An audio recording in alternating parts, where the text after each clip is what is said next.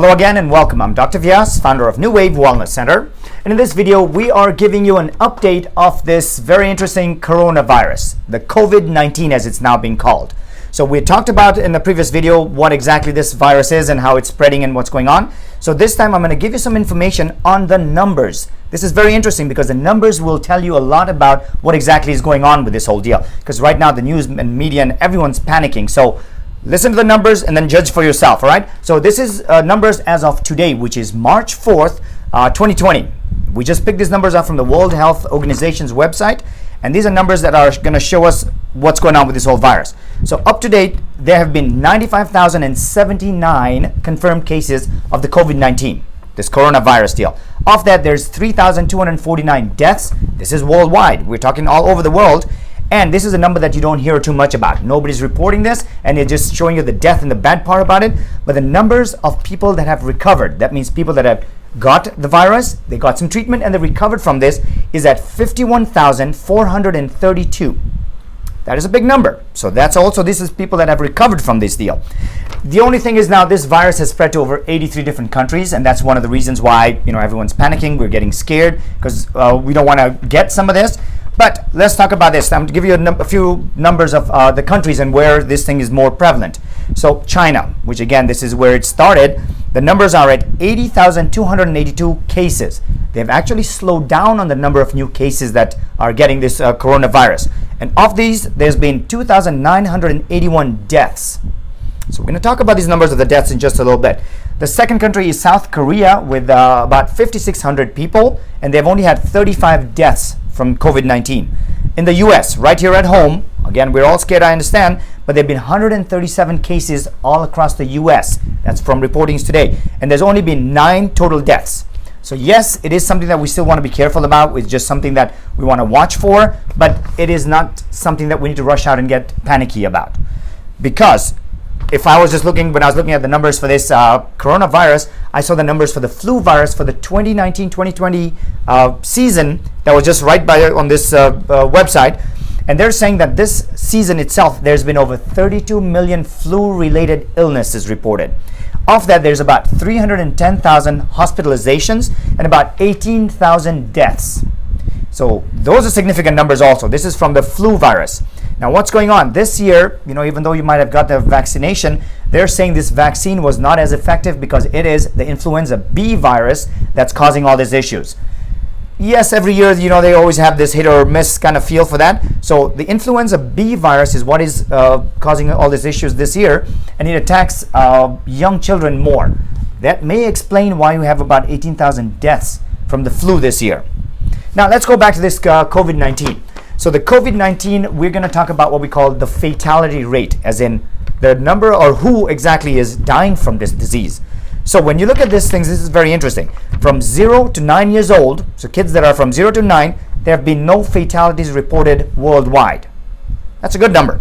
Now from 10 to 49, 10 years old to 49 years old, there is about a 0.2% rate, a death rate, which means that if you have it and you're about that year of age, you have about 0.2% chance of dying from this thing. The most number of deaths are anywhere from 75 to 80 and over. Now, when you think about that, people that are 75 and 80 years old have other complicating factors in their health. They could have diabetes, heart disease, pneumonia is one of the big things that's causing this stuff. And then when you suddenly end up with, one of these viruses, of course, it's going to complicate things and cause death. So most of these deaths that they have reported are in that age range. So when you're young, you're healthy, and you're taking care of yourself, I'm going to show you how to take care of this. You have a good chance of not getting it or not, ending up dead from this. So let's talk about how to prevent this, because that's the big thing on everyone's mind, right? How are we going to prevent you from getting this coronavirus? And if you have it, how do you prevent yourself from spreading it to people? So the first thing, this is with any kind of virus. You have the flu, you have anything. What do we know? Wash your hands. There's fingers in the hands that we touch the outside world with. Everything that you're exposed to, you're touching with your hands. So this is where a lot of germs sit. So they're suggesting wash your hands with some warm water and nice soap for about 20 seconds. We know that whole sing your happy birthday song, whatever you want to do, but for at least about 20 seconds, and then use a disposable towel to dry your hands. Do not use a community, like a community towel or something that everyone else dries your hands in. So disposable towel, dry your hands, throw it away. The second thing is, we know this again, it's cover your cough and your sneeze. So sneeze into your elbow, sneeze into a towel or something, or cough into one of these, because when you cough or when you sneeze, the droplets spread up to 6 feet from you if you're leaving it exposed. So that's a pretty good distance, and you don't want people getting up with that, right? So cover your cough or your sneeze, and if you do have to blow your nose, or if you're covering your cough with your napkin or something, use a disposable one again, throw it away, and wash your hands once more. That's the big thing. So again, when we talk about some of these covering your mouth and all, you're also noticing on TV and everywhere they're showing, whenever they talk about the coronavirus, you see people wearing masks, right? So this little surgical hospital mask is a good thing. But again, this is not 100% protecting you from spreading or inhaling any of this coronavirus. So we have seen that people have rushed out to buy these masks, and they're in short numbers everywhere. But again, you don't need to wear this. The other one that's of interest, or the one that they're saying that is more popular and that may really help you with the N95 for the virus, is a mask called the N95 mask. That's one of these. I got my hands on one of these just to show you guys what it's all about, because these are again becoming very short and very high demand right now. People are selling these for a crazy amount of money. So you do not need to go out and buy these. Yes, it'll help prevent you from inhaling these things, but what's happening is everyone is rushing to buy them, and they're falling short for people that really need them, like the healthcare providers, people that are exposed to people that have the COVID virus. So these have to be actually fitted to a person. It's not a one-size-fits-all. Yeah, you can buy a regular size, but it might not protect you as much as you think it will. So do not rush out there. Don't buy these masks right now. They are okay, but they're not just gonna be the end-all for everything there. Now, number 4 would be clean high-traffic surfaces. That means anything like door handles, countertops, keyboards, anything that anybody else or more people are touching, you want to make sure you're wiping them down. And what is the best way to do that is, of course, we have our disinfectant wipes. Just some kind of Clorox or some wipe will help take away all this. And I've talked about this. I talked about this the last time too. The first thing it says on the Clorox wipes is kills the human coronavirus. So this is our best line of defense also. So use that too. And again, we also know that instead, if you don't get a chance to wash your hands, the hand sanitizers, an alcohol-based hand sanitizer, is just as effective. But of course, they're still saying washing hands is a much better option.